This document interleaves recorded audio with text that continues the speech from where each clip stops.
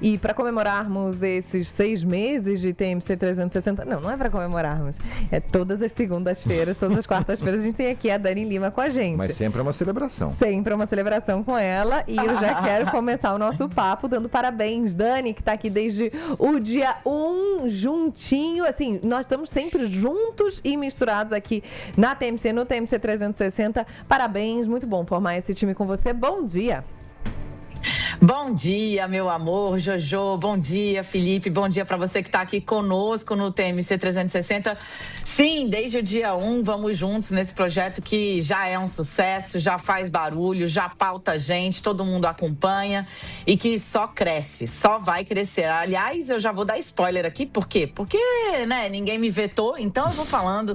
Prepare-se, porque teremos estúdio novo em breve, bonitão, telão, tudo junto ao mesmo tempo e misturado.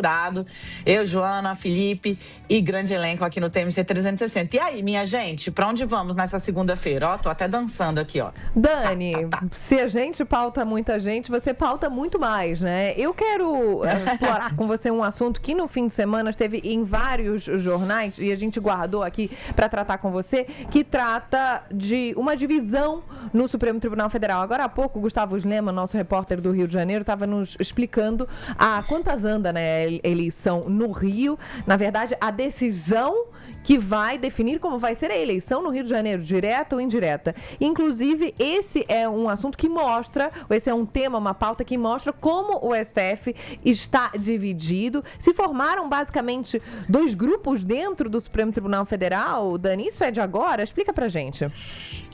Não é de agora e também não é de agora que meu gato simplesmente derrubou absolutamente toda a minha água aqui no chão de casa. Fala pra ele participar. Oi, Nite, obrigada.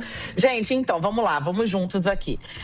Não é de agora, mas cristalizou e ficou explícito, Joana. Ganhou ares quase de guerra aberta, tá? O assunto não é simples, então eu vou pedir a ajuda de vocês dois.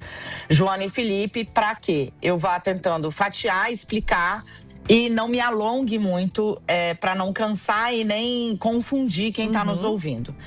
Vamos entender aqui o seguinte. O que está acontecendo no Rio de Janeiro? O Cláudio Castro estava sendo julgado por abuso de poder político e econômico. Por quê? Nas eleições de 2022, o UOL revelou que Cláudio Castro contratou 27 mil, eu vou repetir, 27 mil funcionários por meio de uma autarquia do Estado, ou seja, de uma empresa do Estado, pagos com dinheiro público para, segundo a acusação do Ministério Público, servirem, na verdade, de cabos eleitorais para ele. 27 mil pessoas. Esse caso foi percorrendo todas as instâncias do Judiciário até chegar no Tribunal Superior Eleitoral.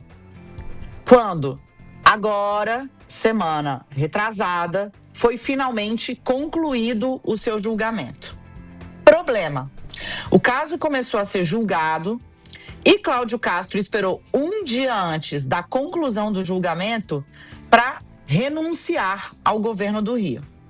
Ou seja, o TSE discutiria se ele teria o mandato cassado, ou seja, não seria mais governador, e junto com a cassação vem a inelegibilidade, multa, uma série de punições. Um dia antes dessa definição, ele falou: eu renuncio, já não sou mais governador por minha própria decisão. E aí o Tribunal Superior Eleitoral conclui o julgamento, passa o diploma dele, declara Cláudio Castro inelegível e aplica as multas. Mas fica uma dúvida. O que diz o Código Eleitoral em seu artigo 224?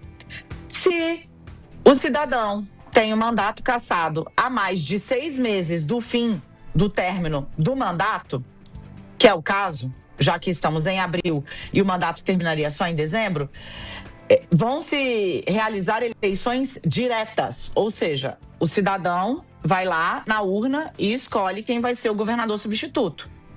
Se for a menos de 6 meses, eleições indiretas, ou seja, aqueles eleitos pelo cidadão, deputados estaduais, vão até a urna e escolhem entre os seus deputados estaduais quem será o substituto. Bom, o fato é que, como Cláudio Castro renuncia um dia antes, ficou um vácuo. Vai ser eleição direta por conta do que diz o Código Eleitoral ou eleição indireta, já que não tinha mais mandato a ser cassado porque ele renunciou um dia antes, portanto já tinha dito, não, eu não tenho mais mandato, então não tenho que vocês cassarem. É essa a discussão que está no Supremo Tribunal Federal. E isso racha a corte. Por quê? Cláudio Castro fez a manobra da renúncia não para tentar só burlar o julgamento do TSE, não, mas para tentar colocar na cadeira um aliado dele, que não só continuaria tocando o governo do Estado, como também teria poder, Joana e Felipe, de, digamos, arbitrar a continuidade das investigações dentro do âmbito estadual e a obra e arte que Cláudio Castro fez em 2022 para se eleger. O nome desse cidadão é Douglas Ruas. Fato é que, como quem era presidente do TSE é a ministra Carmen Lúcia, do Supremo, ela ficou incomodadíssima com o fato de que uma ala dos ministros ali acharam que o TSE fez, grosso português, lambança, ao deixar uma espécie de vácuo interpretativo sobre como vai se dar o julgamento ou a eleição do próximo governador. E por que eu falo em vácuo? Ficou confuso no próprio TSE? Ficou.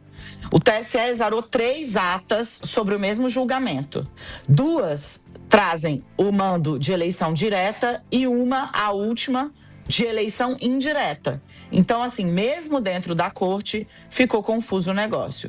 O clima é de guerra aberta, a Carmen Lúcia não está conseguindo ouvir falar sobre o assunto, tá pau da cara, falando português claro, com os colegas que criticaram a condução no TSE, que criticaram a embocadura dada pelo TSE no caso, e pior, né? Explicitou-se um racha ali. De um lado, você tem ministros como Cristiano Zanin, Flávio Dino, Alexandre de Moraes e Gilmar Mendes, e do outro você tem, pela conjuntura, Carmen Lúcia sempre foi muito afiada com esses 4 nomes aqui, mas irritada com as críticas ao TSE, ela se somou a Nunes Marques, André Mendonça, Luiz Fux e sim, agora a Carmen Lúcia. Então, temos um belíssimo 4-4 para cada um dos lados. E aqui, ó, como fiéis da balança, Dias Toffoli e Edson Fachin, que ainda não tem posição definida nesse caso, queridos. É por isso que a gente falava agora há pouco que essa é uma questão que aparentemente é local, mas está longe de ser